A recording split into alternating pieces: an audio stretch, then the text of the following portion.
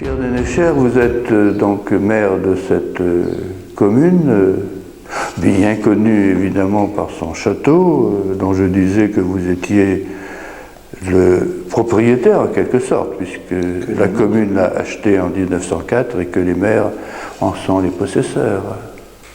Ou les bienfaiteurs. Les squatteurs. Les squatteurs, bien. Provisoires. Présentez-nous un peu ce village qui a bien des aspects intéressants. Eh bien, merci de parler avec autant d'éloges de notre village de Neuvic-le-Château. C'est vrai que c'est un village dont le nom est anobli par le château dans lequel se trouve la mairie. Vous avez relaté l'acquisition en 1904 et effectivement, depuis cette époque, la mairie, et pour moi c'est un postulat, la mairie est dans le château. Ce qui n'empêche pas de faire évoluer toutes les pièces non occupées par la mairie et la poste d'ailleurs, puisqu'on a une agence postale, à les faire évoluer, les valoriser et les offrir au tourisme, puisque ici on a le sens du partage et le partage de la culture, ma foi, c'est ce qu'on peut faire de plus dans ce bas monde. Et en dehors de ce château, qu'est-ce que le village est plus caractérisé Alors, c'est un village de presque 400 âmes, dont la population n'a cessé de décroître depuis la crise du phylloxéra, mais qui revit actuellement de la viticulture. C'est également un village céréalier, puisque vous avez ici 2 silos, un silo privé et un silo coopératif, donc une connotation agricole évidente. C'est un village qui a un patrimoine riche. Vous avez évoqué le château, mais il y a des maisons de qualité, voire de caractère. Il y a une belle église également, qui a une histoire aussi passionnante que notre château, mais on ne va pas aborder aujourd'hui. C'est un village que je croyais vieillissant, et en regardant les statistiques INSEE, je vois qu'actuellement il y a un renouveau et un léger rajeunissement, ce qui est un bon indice pour l'avenir. Nous avons ici une école et un commerce communal qu'on privilégie beaucoup, en l'occurrence une boulangerie qui fonctionne très bien dans un bâtiment communal. Et quels sont vos projets pour l'avenir en ce qui concerne le patrimoine, éventuellement l'environnement également? Alors, évidemment, vu la connotation importante du patrimoine sur Neuvic, c'est de continuer de valoriser le château comme vous l'avez vu précédemment. Le projet le plus immédiat, puisqu'il est démarré maintenant, il s'agit de l'assainissement collectif, puisque dans la partie du cœur du village, on a une structure très très urbaine de l'habitat, qui est due à l'histoire, puisque ce village il était fermé à l'intérieur de protection, qui ces protections étaient les protections du château aussi. Donc évidemment, très peu d'espace dédié pour un assainissement correct.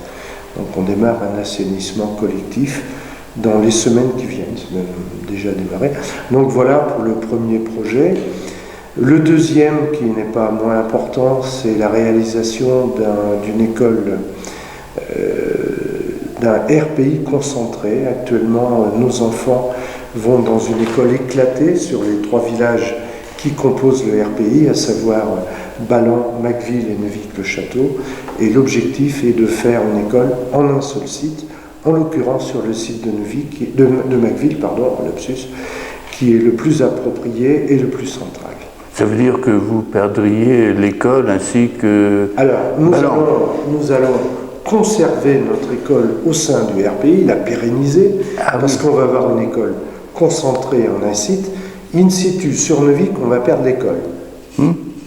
Mais nous allons y aménager dans ces locaux une MAM. C'est une maison des assistantes maternelles, de façon à héberger, accueillir du moins les enfants en bas âge avant l'âge scolaire. Une sorte de crèche. Une continuité. On peut dire comme ça, avec quelques variantes que je ne vais pas développer. D'accord. Et alors cette école serait financée par la commune Alors évidemment, comme toutes les écoles, elles le seront par l'État via une aide qui s'appelle la DETR, et elles le seront également par l'accompagnement plutôt bienveillant en la matière du département, et l'autofinancement, évidemment, par les communes qui composent le RPI, à savoir les 3 communes. Merci. Et autour de Neuvic, vous avez des lieux intéressants, je crois me souvenir.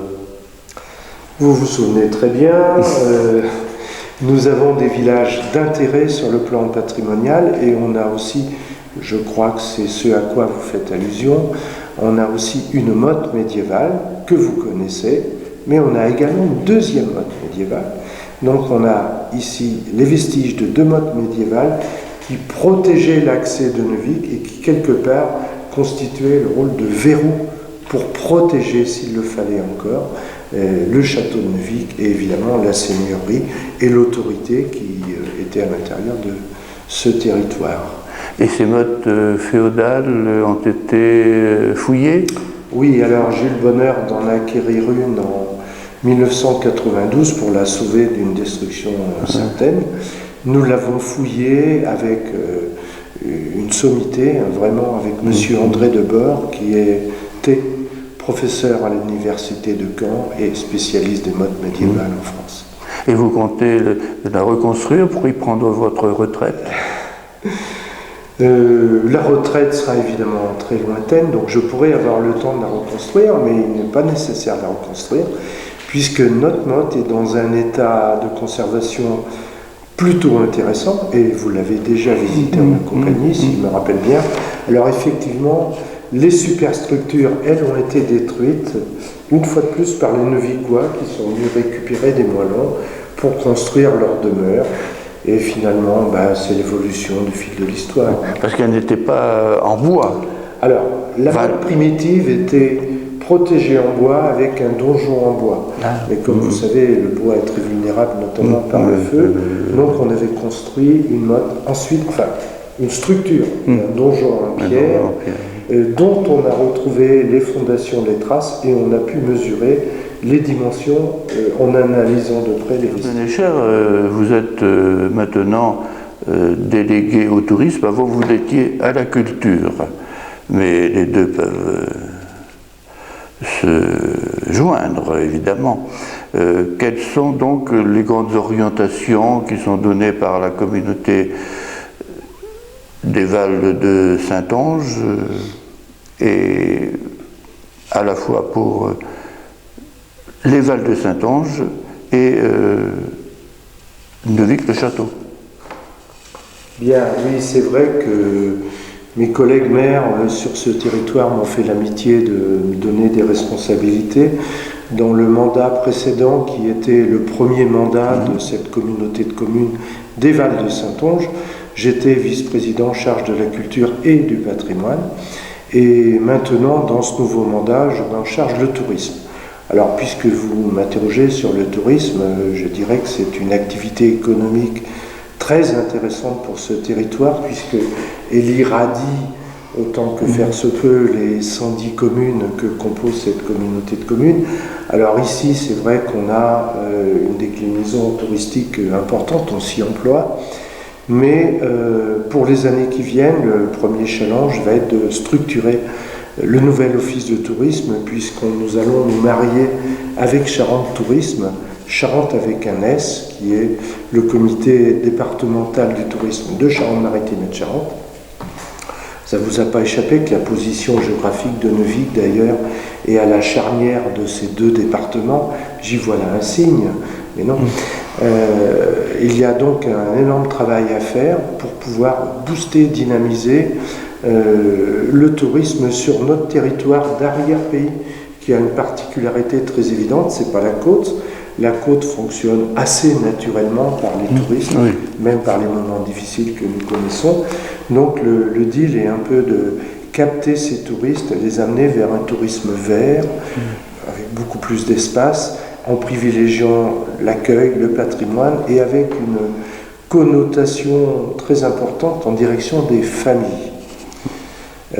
Et d'autant plus que ce territoire bénéficie d'un maillage assez conséquent de gîtes, et que je verrais très bien réservé plutôt aux familles, aux jeunes enfants, puisqu'on a de l'espace, on peut faire des randonnées, on peut faire du vélo, on a des paysages magnifiques, légèrement vallonnés, et de ci, de là, du patrimoine d'intérêt, et particulièrement, j'y pense, aux églises romanes de notre territoire, qui sont toutes très particulières et toutes absolument merveilleuses. Je n'en ai pas vu deux qui se ressemblent, j'en ai vu que des églises qui ont un caractère affirmé, qui sont nichées d'un creux de vallon, d'un petit îlot de verdure, ou au cœur du village, dans du minéral.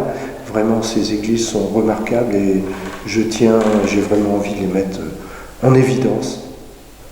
Et puis également mettre en évidence le savoir-faire des habitants de ce territoire. On parle évidemment du cognac et du pinot dans ce territoire, mais il y a énormément de savoir-faire, notamment au niveau culinaire. Notre territoire n'est pas identifié comme un endroit d'excellence culinaire. Et je dois pouvoir dire, et je peux dire, que c'est vraiment le cas. Donc là, il y a un travail à faire également sur ce volet-là. Et puis également, dans ce territoire, on a des gens très grande capacité d'accueil, et je tiens à le faire savoir aux personnes qui auraient l'excellente initiative de venir nous visiter. Alors, si je comprends bien, vous allez donc contribuer à effacer la ligne de démarcation entre les deux Charentes, ce qui est une œuvre méritoire. Oui, alors la ligne de démarcation a des résonances pas très touristiques, et d'une époque révolue qui m'intéresse d'ailleurs, mais simplement sur le plan historique. J'ose espérer qu'on sera dans un tout autre contexte d'accueil, de convivialité et de partage. Partage du savoir-faire, partage du patrimoine et partage des paysages. Eh bien, je vous remercie. Nous allons donc essayer, nous aussi, de partager toutes ces richesses. Et je souhaite la cité de Neuvic de connaître un épanouissement tel qu'elle l'a connu au Moyen-Âge.